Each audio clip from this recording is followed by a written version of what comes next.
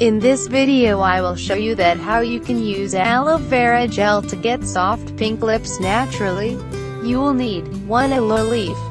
What you have to do: Step 1. Peel off the outer layer of the aloe leaf to get to the gel. Step 2.